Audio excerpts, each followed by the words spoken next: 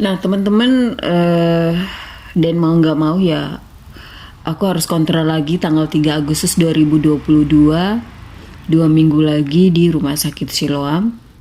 Selama menunggu pencabutan gigi, memang waktu itu makanan yang bisa saya makan adalah makanan yang lunak atau yang sedang lunak ya. Karena kalau terlalu keras ya langsung muncul nyeri dan nyut-nyutan. Bahkan kalau minum teh panas atau air es saja itu langsung terasa ngilu sekitar gusi dan giginya. Dan lebih sering mengkonsumsi makanan yang berkuah saat itu. Pokoknya bener-bener tidak bisa menikmati makanan yang pedas. Waktu itu sempat makan mie ayam pedas sih, tapi gimana ya, meskipun membuat ngiler, tapi langsung giginya terasa ngilu. Ya sedih banget deh pokoknya saat itu, karena sesungguhnya masalah gigi kita itu, gigi bungsu kalau belum dicabut berarti belum teratasi. Ya saat-saat itu bisa dibilang waktu yang sangat tersiksa bagiku, karena memang betul-betul mengalami tumbuh gigi bungsu yang nyeri gitu ya. Dan apalagi nyeri itu datangnya di saat kita mau tidur sekitar jam 10 malam sampai dengan dini hari. Jadi kadang-kadang kalau udah nyeri harus cepet-cepet minum obat nyeri biar tidurnya enak, ataupun kumur-kumur dengan air garam supaya menghilangkan rasa sakit sementara, atau kompres dengan air es atau kompres dengan air hangat juga bisa. Ya, mau nggak mau harus menikmati hari demi hari ke depannya, menikmati rasa tersebut kalau pingin mengikuti prosedural dari BPJS. Nah teman-teman, nggak terasa waktu terus berlalu, akhirnya tiba di tanggal 2 Agustus, kembali ada notifikasi by SMS dari Rumah Sakit Siloam terkait jadwal keesokan harinya untuk konsultasi ke dokter spesialis bedah mulut. Ya semoga besok benar-benar gigi bungsu karies ini dicabut supaya rasa nyerinya teratasi. Keesokan harinya 3 Agustus aku ke Rumah Sakit Siloam. Terus seperti biasa aku ke loket pendaftaran, ke customer service-nya, terus daftar kembali dan ke ruang tunggu poli gigi sesuai dengan jadwal yang sudah ditentukan.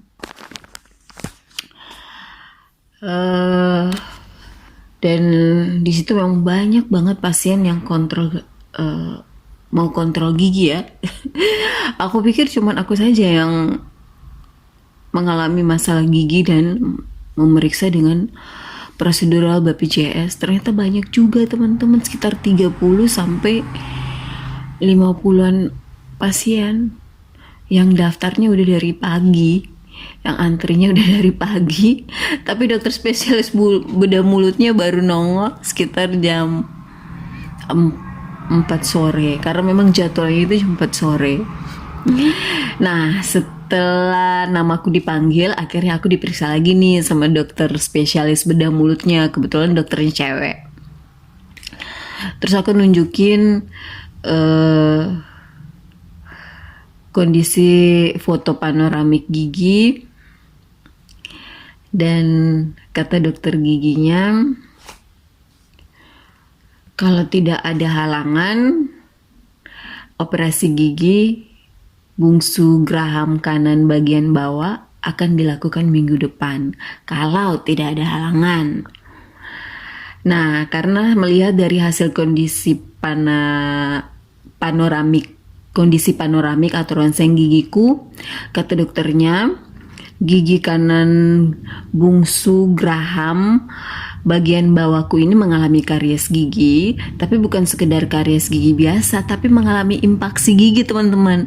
Impaksi gigi itu artinya gigi bungsunya itu tumbuh, tetapi tidak tumbuh lurus ke atas, tapi tumbuhnya itu menabrak gigi bagian depannya. Makanya nyerinya sangat-sangat nyeri, karena akar gigi bungsu itu sudah menyentuh saraf sinus.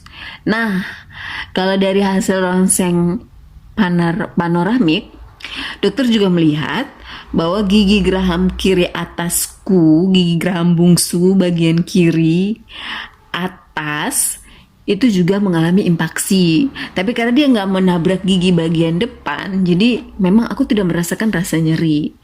Tapi katanya Mungkin saat ini belum ngerasa nyeri, tapi kalau besok lusanya rasa nyeri itu muncul, ya pasti akan terasa seperti sekarang gitu rasa nyerinya. Ya kalau mau ya akan dilakukan operasi dua gigi bungsu, dua gigi geraham bungsu, yaitu gigi geraham bungsu kanan bawah dan gigi geraham bungsu kiri atas. Dan kemungkinan besar aku dianjurkan untuk rawat nginap sehari menggunakan BPJS. Oke, aku ikut aja lah kata dokternya gitu. Paling menunggu seminggu lagi kan untuk menyelesaikan persoalan atau masalah gigiku ini. Sabar, sabar, sabar. Gak semudah itu Ferguzo.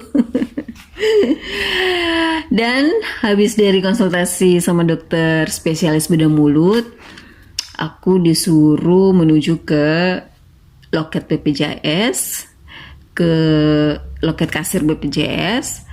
Setelah itu kata dokternya aku suruh periksa laboratorium darah untuk pemeriksaan darah, lab darah ya. Dari lab darah setelah itu daftar ulang kembali nih teman-teman. Daftar ulang kembali kira-kira schedule dokter spesialis bedah mulut ini akan ada di tanggal berapa lagi ya? Aku gak mau dong kalau harus menunggu sebulan atau 2 minggu lagi. Karena di otakku minggu depan deh harus diselesaikan persoalan masalah gigiku ini. Karena aku udah merasa nyeri banget. Nah, akhirnya aku dapat jadwal tanggal 9 Agustus. Selesai aku diambil darahnya ya dari laboratorium darah.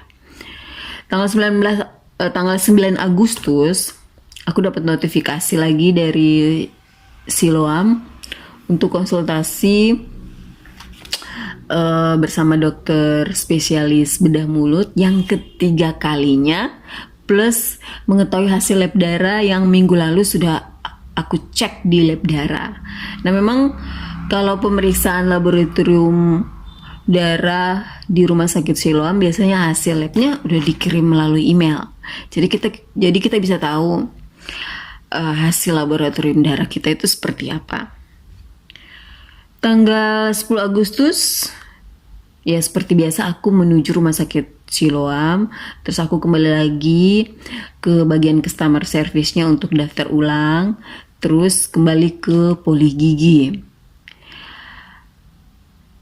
Hasil lab darahku teman-teman memang sangat kurang menyenangkan karena aku mengalami anemia, di mana hemoglobinku rendah, yaitu 7 gram per DL. Kan normalnya untuk wanita itu kan sekitar 12 gram per DL ya normalnya. Nanti aku tunjukin hasilnya nih, hasil laboratorium pemeriksaan darahku. Jadi waktu aku konsultasi ke dokter spesialis bedah mulut, wah anemia nih. Dokter spesialis bedah mulut tidak bisa melakukan operasi kalau pasiennya mengalami anemia atau HB-nya rendah. Kalau HB-nya meningkat minimal 10 gram per desiliter, itu baru dokter spesialis bedah mulut berani melakukan operasi. Jadi coba kata dokter spesialis bedah mulut harus konsultasi dulu nih ke dokter penyakit dalam. Apakah bakal dikasih transfusi darah apa enggak? Nanti foto X-ray toraks dulu. Waduh, berarti nunggu lagi dong. Hanya bisa tarik nafas nih teman-teman. Mau nggak mau, hasilnya tidak memuaskan hari ini dan tidak sesuai dengan ekspektasiku. Dan akhirnya aku diarahkan sama dokter spesialis bedah mulut untuk melakukan X-ray toraks. Terus dikasih vitamin sangobion. Terus kata dokternya makan makanan yang mengandung zat besi seperti sayur bayam, daging-daging merah, atau kuning telur, atau makanan yang bisa meningkatkan hemoglobin gitu ya. Minimal hemoglobinnya dari 7 gram per desiliter itu jadi 10 gram per desiliter lah. Setidaknya mendekati 10 gitu. Ya mudah-mudahan ada perubahan. Ya sedih sih teman-teman, karena kita harus ekstra sabar ya mengikuti prosedur dari BPJS, karena memang nyerinya itu udah terasa dari bulan Mei, tapi menunggunya sampai bulan Juli, Agustus, jangan sampai September lagi dong teman-teman. Kan kasihan kitanya gitu. Tapi emang ekstra sabar ya untuk mengikuti prosedur dari BPJS ini, karena kita tidak bisa memaksa. Jadwal dokter giginya itu sangat padat, pasien pun banyak yang menggunakan prosedur BPJS, dan mau nggak mau kita juga harus mengikuti antrian dan prosedural yang berlaku. Dan seperti biasa, setelah konsultasi dari dokter spesialis bedah mulut, aku ke ke loket kasir BPJS. Setelah itu diarahkan ke ruang radiologi untuk pemeriksaan X-ray toraks. Kalau di situ sih aku antri sekitar kurang lebih 30 menit.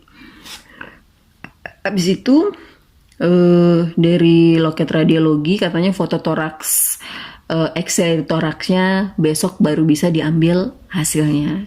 Jadi besok tanggal 11 Agustus aku baru bisa ngambil hasil X-ray toraks. Puji Tuhan nih teman-teman, hasil foto toraksku keesokan harinya aku ngambil, dan hasilnya itu normal. Nanti aku tunjukin hasilnya. Dan setelah itu aku daftar kembali ke customer service untuk konsultasi dengan dokter spesialis penyakit dalam terkait dengan keadaanku yang anemia dan apakah aku boleh mendapatkan transfusi darah untuk melakukan operasi pencabutan gigi bungsuku. Dan kebetulan hari itu dokternya sedang bertugas, jadi tidak perlu antri, pasiennya tidak banyak antri. Jadi aku langsung menuju ruangan dokter spesialis penyakit dalam dan konsultasi terkait prosedural sebelum proses operasi 2 gigi geram bungsuku.